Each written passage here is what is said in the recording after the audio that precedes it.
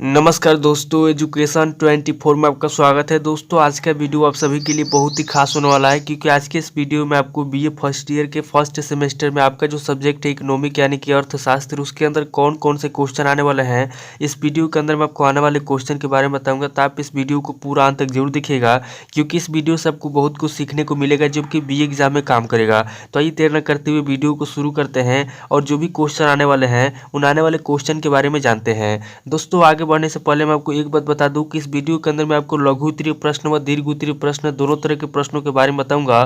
तो आप इस वीडियो को स्किप किए बिना पूरा देखिएगा, ताकि आपको दोनों तरह के प्रश्नों के बारे में पता चल सके। तो आइए बिना किसी देरी के हम लोग शुरू करते हैं और सबसे पहले लघु उत्तरीय प्रश्नों के बारे में जानते हैं। तो यहाँ पे दोस्तों लघु उत्तरीय प्रश्नों में पहले प्रश्न की बात की जाए तो यहाँ पे दोस्तों आपका पहला प्रश्न दिया हुआ है, उपभोक्ता की बचत की अवधारणा की व्याख्या कीजिए। पहला क्वेश्चन कह रहा है जो उपभोक्ता की बचत की अवधारणा है, पहले क्वेश्चन के अंदर आपको उपभोक्ता की बचत की अवधारणा की व्याख्या करना है।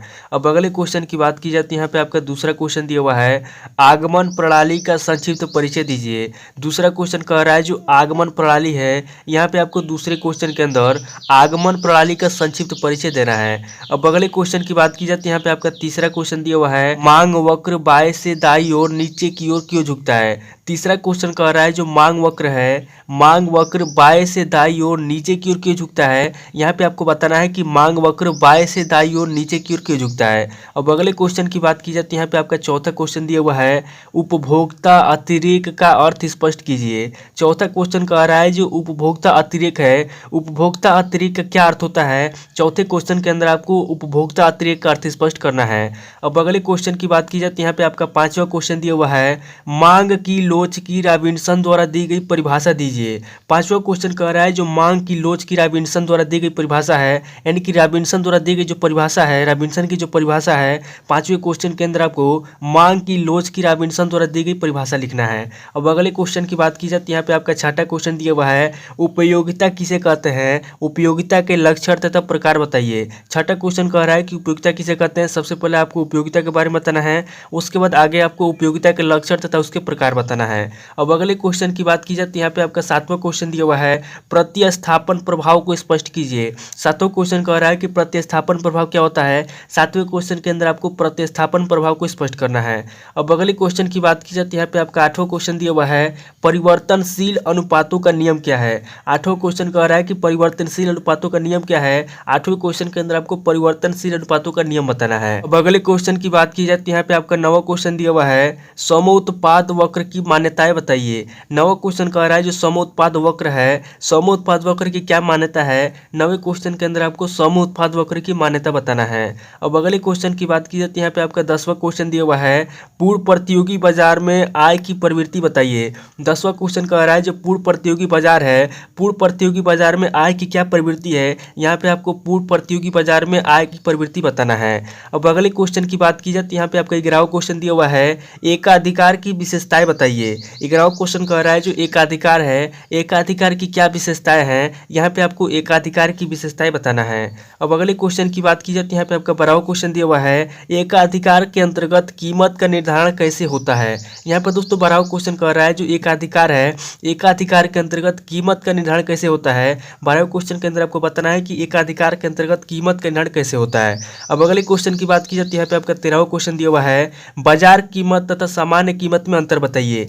13वां क्वेश्चन कह रहा है जो बाजार कीमत होता है तथा जो सामान्य कीमत होता है, बाजार कीमत तथा सामान्य कीमत में क्या अंतर होता है। यहाँ पे आपको 13वें क्वेश्चन के अंदर बाजार कीमत तथा सामान्य कीमत में अंतर बताना है। अब अगले क्वेश्चन की बात की जाती है, यहाँ पे आपका 14वां क्वेश्चन दिया हुआ है, विभेदात्मक एक अधिकार अथवा मूल्य विभेद का अर्थ बताइए। 14वां क्वेश्चन कह रहा है जो विभेदात्मक एक अधिकार है अथवा जो मूल्य विभेद है, यहाँ पे आपको विभेदात्मक एक अधिकार अथवा मूल्य विभेद का अर्थ बताना है, यानी कि इन दोनों का क्या अर्थ होता है। यहाँ पे आपको इन दोनों का अर्थ बताना है। अब अगले क्वेश्चन की बात की जाती है, यहाँ पे आपका 15वां क्वेश्चन दिया हुआ है, साधनों एवं वस्तु की मांग व पूर्ति में अंतर बताइए। 15वां क्वेश्चन कह रहा है जो साधन एवं वस्तु होती है, यहाँ पे आपको साधनों एवं वस्तु की मांग व पूर्ति में अंतर बताना है, यानी कि साधनों एवं वस्तु की मांग व पूर्ति में क्या अंतर होता है। यहाँ पे आपको साधनों एवं वस्तु की मांग व पूर्ति में अंतर बताना है। अब अगले क्वेश्चन की बात की जाती है, यहाँ पे आपका 16वां क्वेश्चन दिया हुआ है, एरो के सामाजिक चयन की विशेषताएं बताइए। 16वां क्वेश्चन कह रहा है जो एरो के सामाजिक चयन की विशेषता है, यहाँ पे आपको एरो के सामाजिक चयन की विशेषता बताना है। अब अगले क्वेश्चन की बात की जाए तो यहाँ पे आपका 17वां क्वेश्चन दिया हुआ है, काल्डोर के क्षतिपूर्ति सिद्धांत से आप क्या समझते हैं।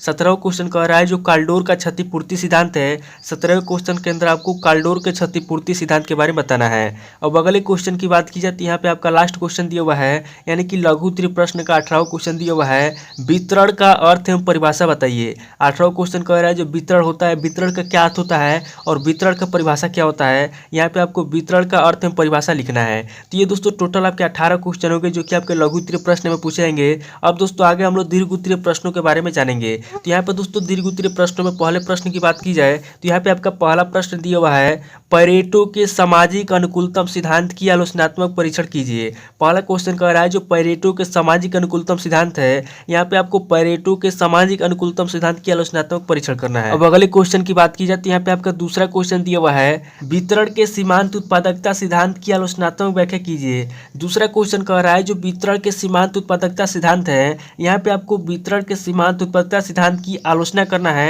यानी कि उसकी कमियां निकालना है। अब अगले क्वेश्चन की बात की जाए तो यहाँ पे आपका तीसरा क्वेश्चन दिया हुआ है, अपूर्ण प्रतियोगिता के अंतर्गत बाजार की स्थिति की समीक्षा कीजिए। तीसरा क्वेश्चन कह रहा है जो अपूर्ण प्रतियोगिता होता है, अपूर्ण प्रतियोगिता के अंतर्गत जो बाजार की स्थिति है, यहाँ पे आपको अपूर्ण प्रतियोगिता के अंतर्गत बाजार की स्थिति की समीक्षा करना है। अब अगले क्वेश्चन की बात की जाए तो यहाँ पे आपका चौथा क्वेश्चन दिया हुआ है, खेल सिद्धांत की अवधारणा का उल्लेख कीजिए। चौथा क्वेश्चन कह रहा है जो खेल सिद्धांत है, यहाँ पे आपको खेल सिद्धांत की अवधारणा का उल्लेख करना है, यानी कि खेल सिद्धांत के बारे में बताना है। अब अगले क्वेश्चन की बात की जाए तो यहाँ पे आपका पांचवा क्वेश्चन दिया हुआ है, एकाधिकार प्रतियोगिता के अंतर्गत कीमत का निर्धारण किस प्रकार होता है। पांचवा क्वेश्चन कह रहा है जो एकाधिकार प्रतियोगिता होता है, एकाधिकार प्रतियोगिता के अंतर्गत कीमत का निर्धारण किस प्रकार होता है। यहाँ पे आपको बताना है कि एकाधिकार प्रतियोगिता के अंतर्गत कीमत का निर्धारण किस प्रकार होता है।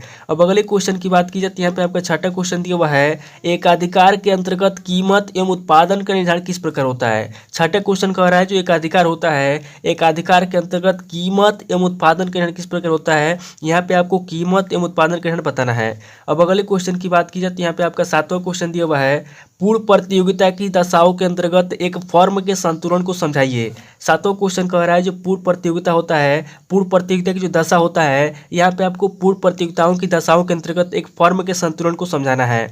अब अगले क्वेश्चन की बात की जाए तो यहाँ पे आपका आठवां क्वेश्चन दिया हुआ है, काब डगलस के उत्पादन फलन का संक्षिप्त वर्णन कीजिए। आठवां क्वेश्चन कह रहा है जो काब डगलस के उत्पादन फलन होता है, यहाँ पे आपको काब डगलस के उत्पादन फलन का संक्षिप्त वर्णन करना है। अब अगले क्वेश्चन की बात की जाए तो यहाँ पे आपका नौवां क्वेश्चन दिया हुआ है, उत्पादन किसे कहते हैं, उत्पादन के विभिन्न स्वरूप बताइए। नवा क्वेश्चन कह रहा है कि उत्पादन किसे कहते हैं। सबसे पहले आपको उत्पादन के बारे में बताना है, उसके बाद आगे आपको उत्पादन के विभिन्न स्वरूप के बारे में बताना है। अब अगले क्वेश्चन की बात की जाए तो यहाँ पे आपका 10वां क्वेश्चन दिया हुआ है, सीमांत उपयोगिता की आलोचनात्मक व्याख्या कीजिए। 10वां क्वेश्चन कह रहा है जो सीमांत उपयोगिता होती है, यहाँ पे आपको सीमांत उपयोगिता की आलोचना करना है, यानी कि सीमांत उपयोगिता की कमियों के बारे में बताना है।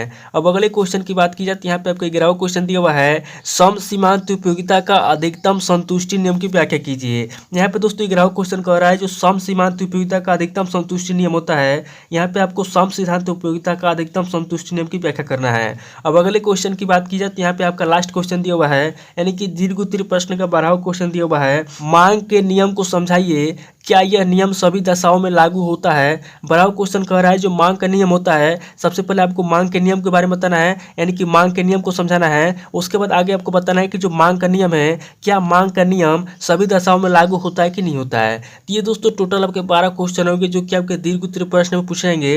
तो दोस्तों इस वीडियो के अंदर मैंने आपको लघु उत्तरीय प्रश्न और दीर्घ उत्तरीय प्रश्न दोनों तरह के प्रश्नों के बारे में बता दिया। आप इन दोनों तरह के प्रश्नों को नोट कर लीजिए और किसी किताब से सीरीज से मिलाकर के याद कर लीजिए। दोस्तों आज इस वीडियो को मैं पे स्किप करता हूँ और मिलता हूँ आपसे नेक्स्ट वीडियो में। अगर आपको वीडियो अच्छा लगा तो वीडियो को लाइक कीजिए, शेयर कीजिए और कमेंट करके बताइए कि आपको नेक्स्ट वीडियो किस टॉपिक के ऊपर चाहिए। थैंक यू दोस्तों।